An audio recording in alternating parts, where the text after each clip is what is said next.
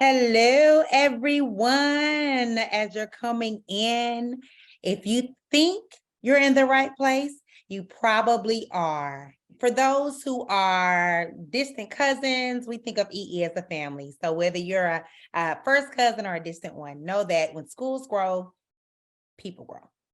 And part of our mission is to really make sure that we have a future where change is something that brings about students' potential. We have a vision that says, hey, when we have the best, we bring out the best in people, we have the best people. So I feel like the people in the room are the very best people.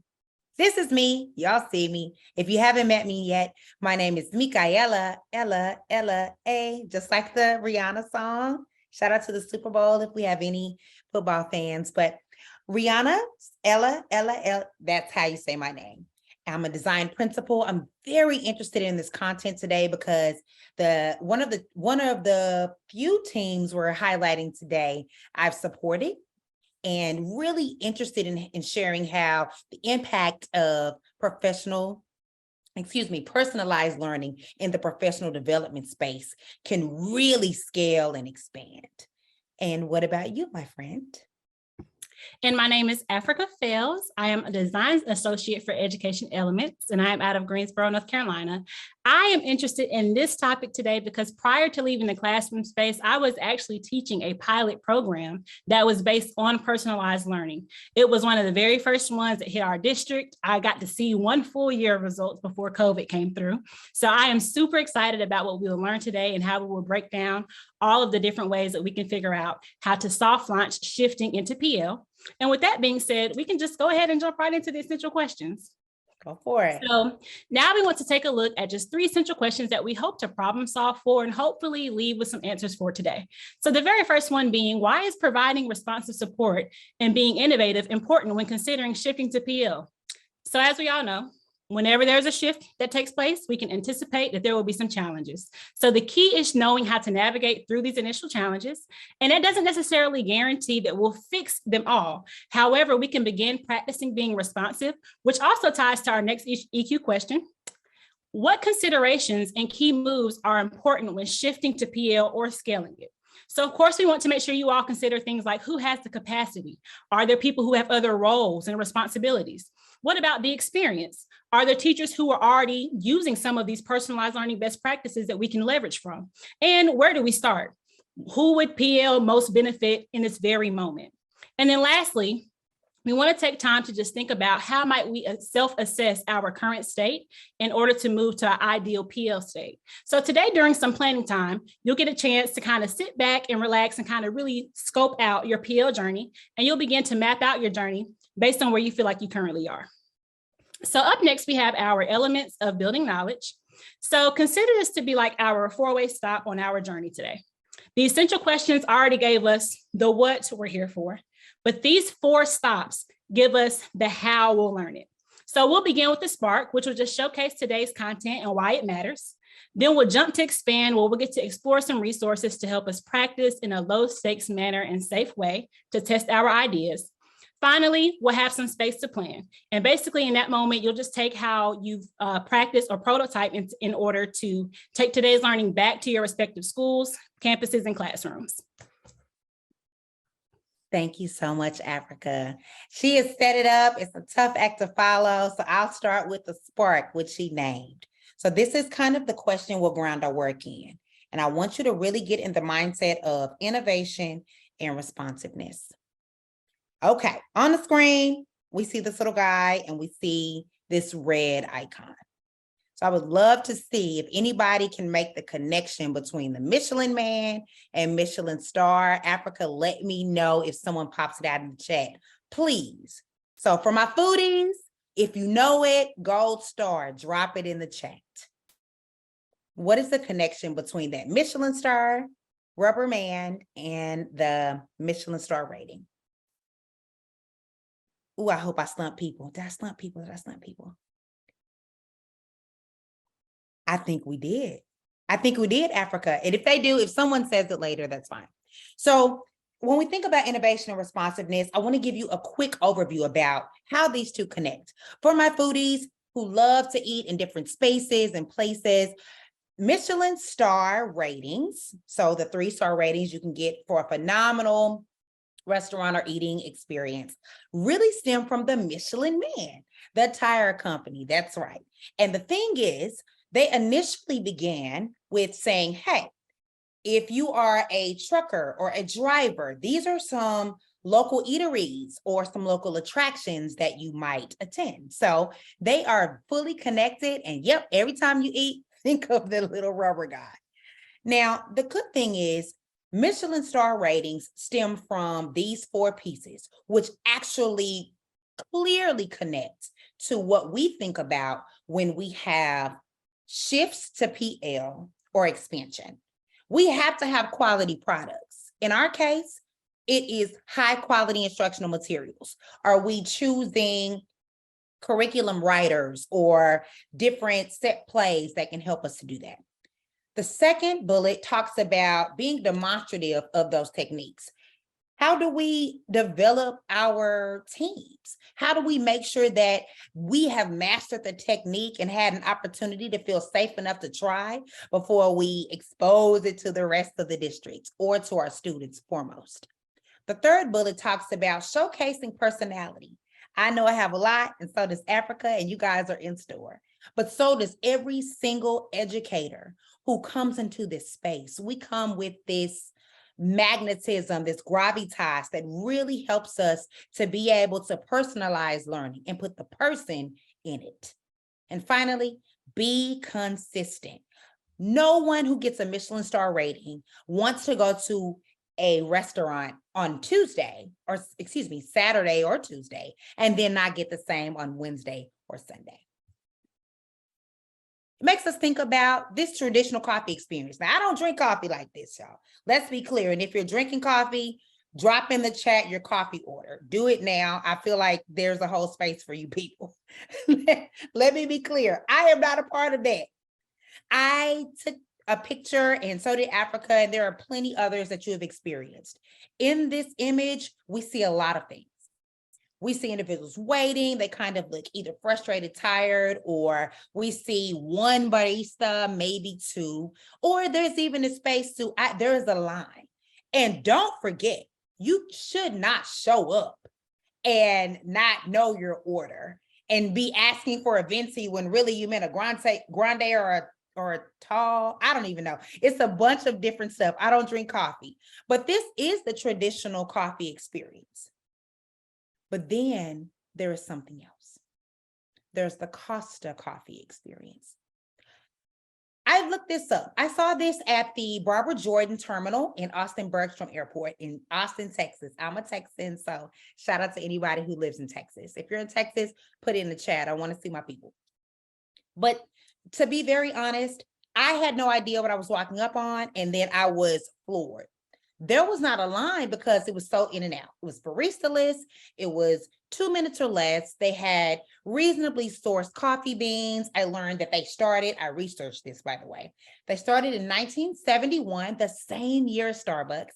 They kept their coffee grounds under an archway in the UK because it was ideal conditions. I mean, it's just an amazing story. But at the end of the day, they got that same experience, but it was innovative. So what does that have to do with today? Real quick, what are the ideal conditions that Costa Coffee used that we can learn at? We have to learn and be able to innovate. There's nothing new under the sun. So as educators, our ideal conditions can still exist with our pre-existing ones, but something has to give. Another bullet, that second bullet, talks about how do we ensure that PD is delivered through and through when scaling or implementing.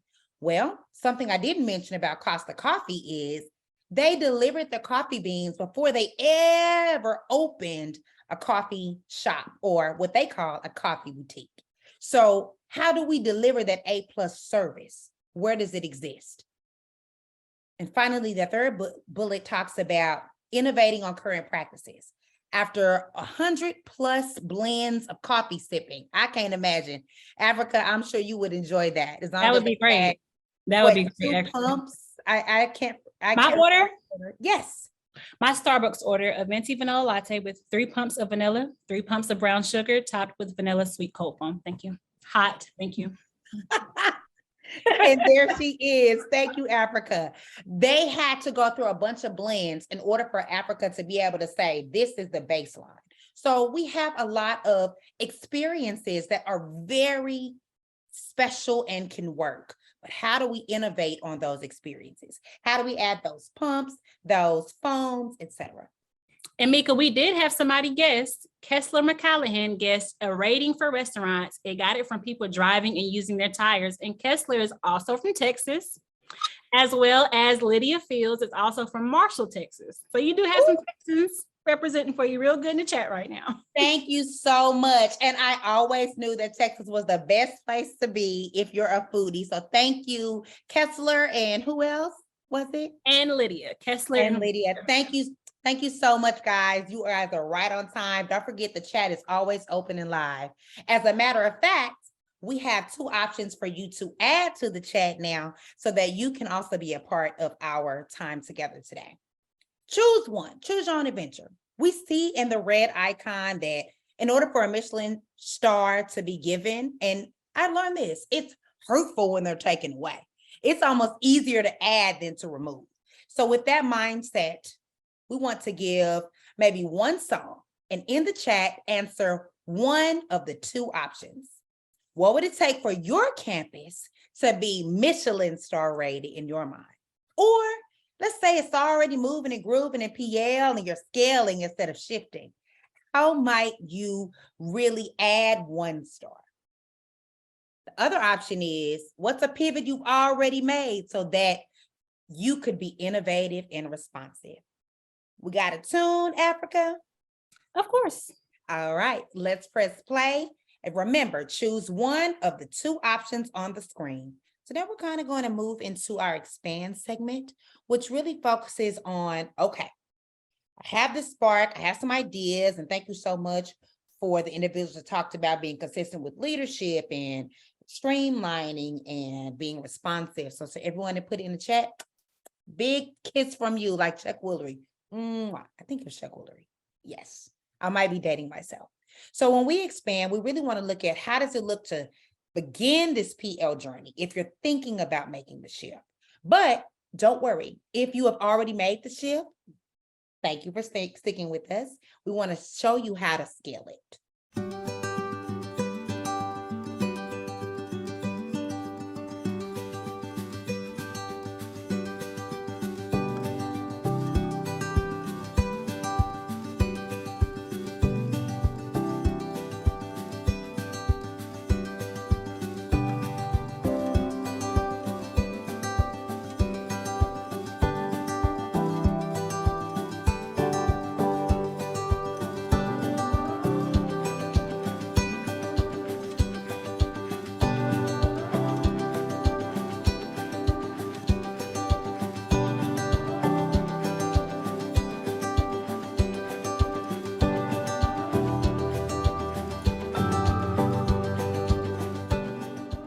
Okay, my friends, that was a fast and furious trailer, but that is exactly what it is. It is a trailer. This is something that was created very quickly because with our Atlanta Public Schools team, and if you're from Atlanta Public Schools today, please drop in the chat and say hello. We also have an on-site happening simultaneously. But nevertheless, when we think about shared messaging, we've seen 3 things in that video. We saw that they acknowledged a common experience. Okay, so we know that things are different. We know that there's a shift, and there is. And if you don't feel it, it should be. We should not be back to business as usual. Then there's this idea of shared messaging that went out to the entire district. This is a mention of the redesign. So it's a little teaser. It's no different than having a Jordan Peele release months and months or even a year earlier before the premiere. And then you have this notion of we are sharing details. So I may not know when the day this movie premieres, but I know the year and the month. So being transparent with how we share messaging is critical. In my opinion, That is a critical step that I have seen often gets lost, so that when it rolls out, it can sometimes fall apart. So a common wondering that we see is, hey, I kind of like it. I'm buying what you're selling, Mika in Africa. However, I need to know what are some considerations. I don't know who to get on board with me. Easy. There are 3 options, maybe even more. And I champion you to think of a 4th option. The first option is maybe you want to start with everybody.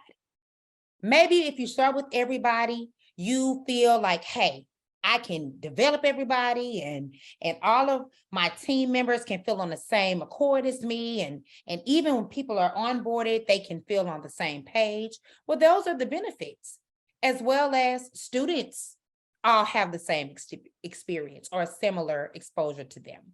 Maybe there's an alignment that says, hey, our campus has an action plan. This fits well. It may even be coupled with your current grants or new ideas that have come on, because everybody knows we have a full plate and we don't want to add anything to that meal, especially with Thanksgiving coming up. Then there's this idea of a benefit of, if everybody's on there, then I don't have to worry about who I ask. Somebody in my content or somebody in my grade level can have the answers. And it really makes sense for year 2. We've all done it. We've all figured out what worked and didn't. We can all have a conversation. These are benefits, but then the risks are, what if people don't buy in? Or what if monitoring is difficult? What if you're down in AP, or there's a transition in what the school's biology or makeup looks like? So this is option 1. Option 2 talks about people who want to volunteer. We can campaign and we can market to the entire campus. And there will always be, just like when you're in school, those high flyers or individuals who really feel like, hey, I have the capacity to do this. I've already done flipped instruction last year, doing that long-term spring break. Y'all remember it? Yes, back when COVID kept us home a little bit longer, and then we had shelter or stay in place. But the other benefit is there are success points that can be discussed, as well as learning pits. What did we learn? What did we do? If I'm volunteering, I probably have a lot to share from personal experience. The risks are, you don't know how many people feel like that. You may have only one person that feels that way, and that's okay. We support everyone who wants to put the person and personalized learning. Another thing to consider is, well, let's say I have 50 people. Okay, their planning times might not be congruent. So how do you manage that? Here is the option that we support all of them. This is the one that we feel like is the Goldilocks method. Not too big, not too small, just right. Option 3 allows individuals, whether they're shifting to PL or expanding, consider what's the target content area or what's the target grade level, and then expand. So you can know what's the readiness. You already have an understanding. Your teams have an understanding. No matter who's in this room with all of our participants, hey y'all, we know where we are. We also know that we have proof of success because teachers are doing this work to some degree. So all my teachers, hey y'all, pat yourself on the back. 1, 2, 3. And that is because you become the success point, and you can then enable others to feel empowered if you are a part of that way. Now, there are some risks. I don't want to be a toxic positive person. So making sure that you know that without a concrete plan to expand, those experiences will not sustain. So that's important. And also the individuals that we choose, that agree, that feel like this is a great space, we have to really make sure what we deem as the right space is the right space. Or if not, that careful selection may fall incongruent. So what else, Mika? Well, let me tell you. Another wondering that Africa and I have faced, whether it's with APS or Loudoun County, shout out to Loudoun County as well, or any of our other teams, please, in the chat, drop where you're from. I bet we have some connecting conversations that can come up. Say, I have this idea of, I love it. I want to shift. I think this is good. I'm buying what you're selling, but how do I know if we're ready?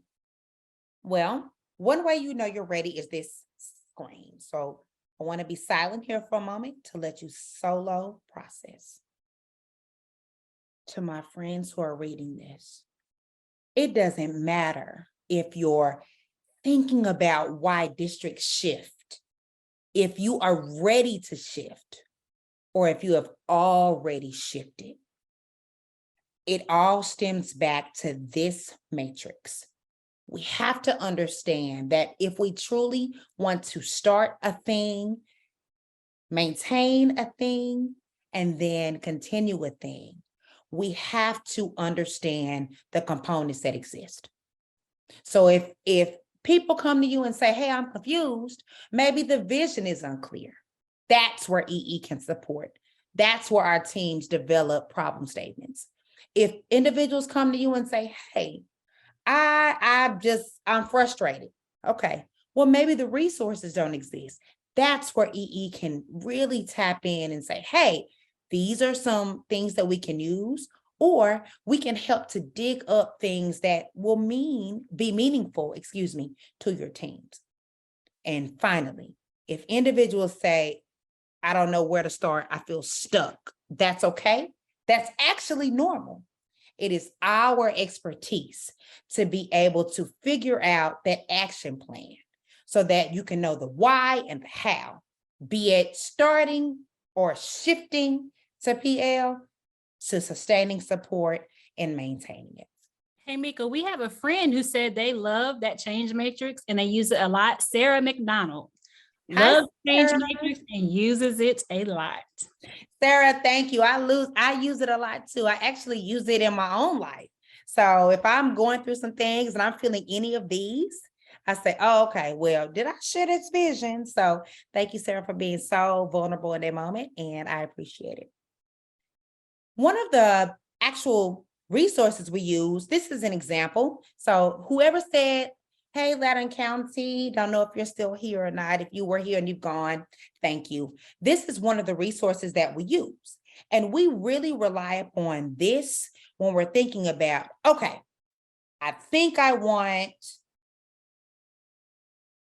back up, option 1, or I think I want option 2. Okay, great. You've got your option in mind. Now, where does your option fall when we're trying to invite them to participate? It's one thing to volunteer. It's quite another to be voluntold. So we offer this rubric to say, hey, if we mention this, market it or campaign, or even say, hey, I think you should reach out and think about this. How does this align with your current initiatives? We want to look at the why in red. Another bullet might be, well, a person might like it. It might make sense to them, but the dates don't match up. Or maybe there's a struggle with how the structure looks, or I can't get the connections right. That is the job of education elements to help make sense of it. But at the same time, in today's webinar, we're going to provide some why connectors. So we promise that you will leave with not just this resource and the slide deck, but how do I practice this and what is my next step? Once you get out of the pieces, look at what happens. I want to take about 20 seconds for you to see some of these tweets. Look at what it looks like when people are prototyping in the lower right quadrant. And these are people all over the country, but I'm really noting that there are individuals who are working as school teams, but they're also the products of teachers who have been to these same sessions. I think another one is a parent's perspective in the upper right-hand quadrant. I don't know if it's there or there with a flip screen, but love that the PL team, Sam Houston and DISD really talked about how the parent perspective mattered. We have this here. Well, this is in the slide deck. Please, by all means, click here if you want to know some more of, we've really highlighted Atlanta Public Schools, but it's not just about APS. They are just a phenomenal resource to view. There are other places where we've had impact. So everywhere you see click here, click there. All right, I've done a lot of talking. I want to make sure there's a lot of understanding. So let's do one song, if you don't mind, Af, cue it up. And in the chat, let's think about where we are. If we're joining because we're considering shifting, we want to shift, we're there, or we want to expand. Think about your future self. What is a headline, tweet? We saw some tweets and posts. What do you want the readers to hear when they see your post? Thank you so very much for your ability to think about how do we message this? Because that's what the purpose of this was. Whether we started with the video or some of the links we've shared have an impact video included, or you don't even have to be that extra. What is your social media presence saying? And what I appreciate from the individuals that shared today is that I want to know more, and we can also do this.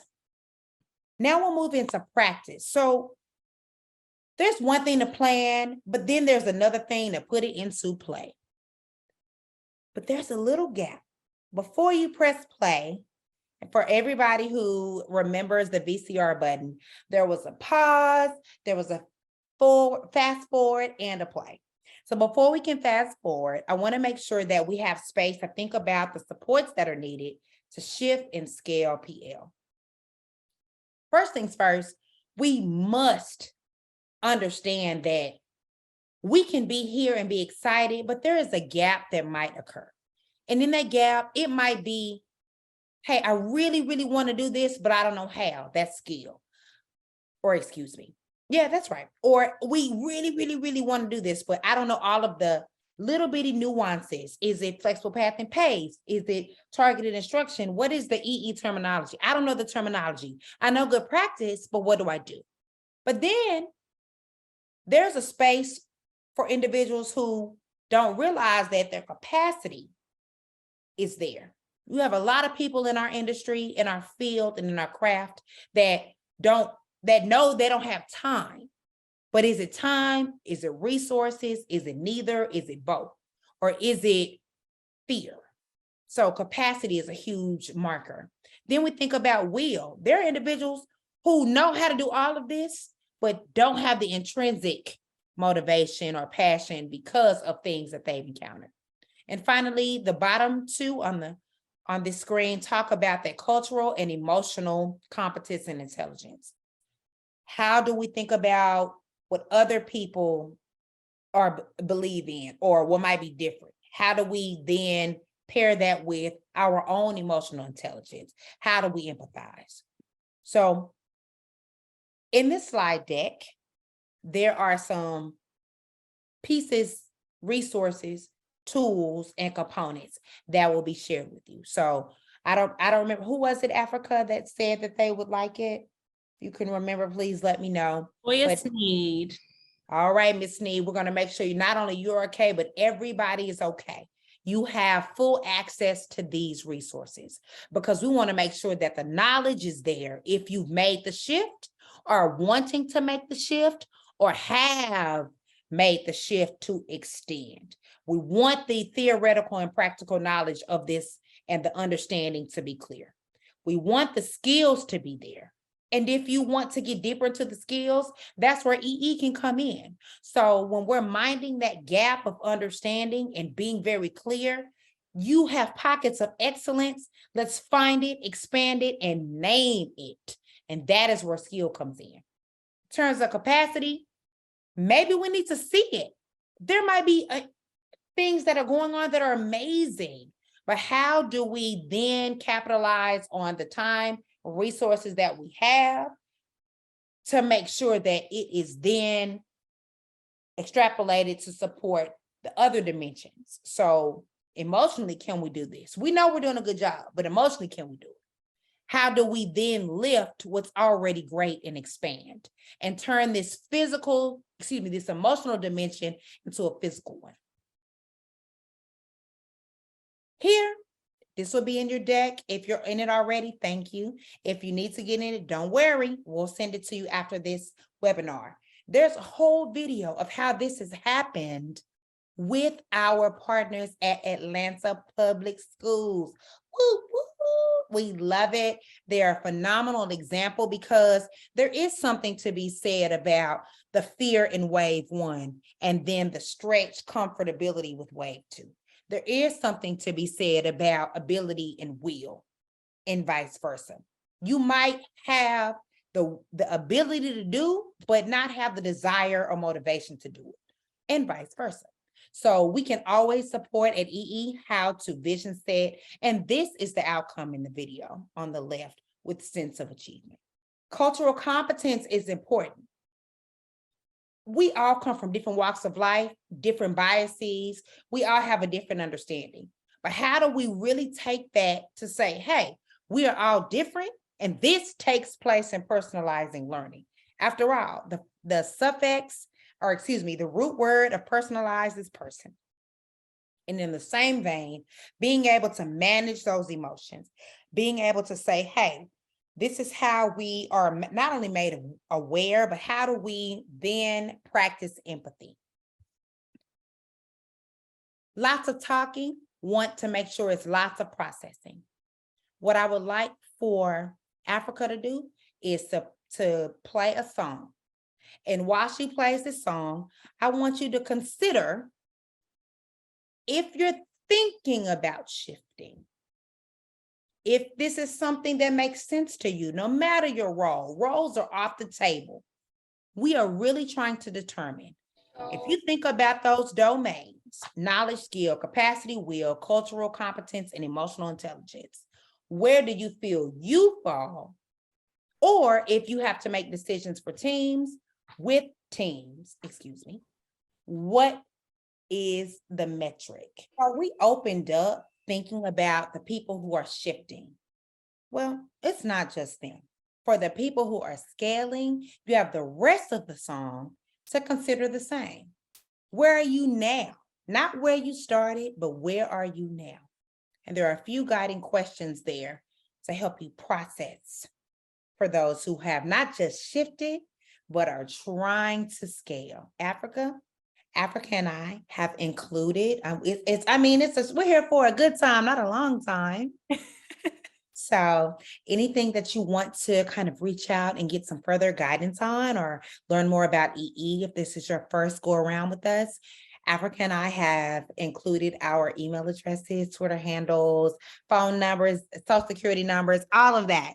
You guys, please feel free to reach out to us. So now I pass it over to you as we think about how we plan. Now that we have all these things bubbling up, Af, the floor is yours. So as we plan today, there are a few things that we want to consider. And the main thing is where you are on your own PL journey. So maybe you have a grade level or a content area in mind, and you feel as though, again, they would greatly benefit from the common language and planning opportunities to design. Or perhaps you do have some interested team members who have heard about the playlist, they've heard and used choice boards, or maybe they've even practiced flipped instruction in the classroom, and they want to explore and expand, especially if they want to share out what has worked and what hasn't worked and how they have transformed their pitfalls into peaks. And then lastly, you could also be in maybe year 2, and now you're focusing more so on scaling. So what you're more so wanting to do is iterate what worked and use that to share with the rest of your campus and with the rest of your grade levels how those things worked. So what we want you to do now is take a moment and locate the link at the bottom of this slide. Mika's going over it with her cursor. The link will allow you to make your own copy of your PL journey map. So I'll give you a few seconds to go ahead and click that link, and then you'll click on Make Copy. And then once you've created your copy, you want to hop to slide 3, which will replicate the slide that we are currently on. And you should see a big pink star. And with that pink star, what you want to do is place it where you feel you currently are in your PL journey. So again, we're navigating to that bottom link. We're making our own copy. We're hopping to slide 3, and we're taking the star and we're plotting it where we feel we currently are in our PL journey. And I'm also going to drop that link in the chat for you all. Go for it, Af. What I love about what you said was your own journey. So as you're dropping it, the thing about that copy deck is you won't have to worry about the 3 slides that people are doing. You just have to worry about that big old star about where you are. So maybe you're in the beginning of your journey, and it matters not your role. This is the thing. This is not a hierarchical space. This is a space for solutions. So if it's a teacher-led, student-led, administrator-led, none of that matters. Where are you with your big star? So in that same deck that you were able to make a copy of, if you hop down to slide 4, we are now going to check out our next part of planning. So remember those 3 stars from the previous slide. Those represented the options that you all had and where you could possibly place your stars depending on where you currently are. So now what you want to do is wherever you landed in that plotted area. So if you landed in foundations and design, your first step, you're going to create your first step. You're going to go down to what your resources and what support it is that you'll need to make it happen. And then you'll also go down to lay out or describe your desired income and impact for students. Same for if you landed in reflect and plan, same for if you were landed in reflect and iterate, or even if you're in the beginning at plan and align. And so what you want to do is make sure that you're indicating what you do hope to be true for the ideal state or your ideal PL state. Who might be your core team? Or who could you help continue this thinking? You're trying to take some time to plan out all of those things using this graphic organizer. And of course, you can also take this back to your school campus teams to fill out too if you need some thought partners through this. I love what you named, Africa. This is something we're doing in the plan portion. But it's something that could easily go back. And we can see this without having to type up a bunch of things. This is a really low lift. It's kind of like if you watch, I'm a big foodie. We know Michelin star rating earlier. We get it. But if I'm watching Food Network, I want something I can make and take. And this is something you can do. So go ahead, screenshot this if you don't have the link. And Africa and I will make sure we put it back in to the bottom link. So we get it. It's a lot. It's an hour.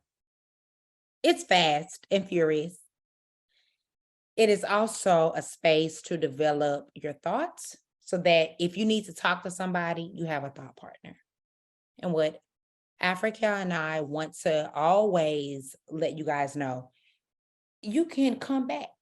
You can email us. We have emails here. We have Twitter handles. We have, just if you have an idea or a thought, let us know. We are available in here, and it's for a reason. It's because we want to make sure that every student receives personalized learning, and every district has the opportunity to shift and or expand. We want to close with clicking on that survey. Tell us what we did well. Tell us how we can make the webinar better. Tell us what you want to know more of. All of that. We love feedback because we are responsive. We also want you to stay healthy and stay safe and stay you, because we hope to see you soon.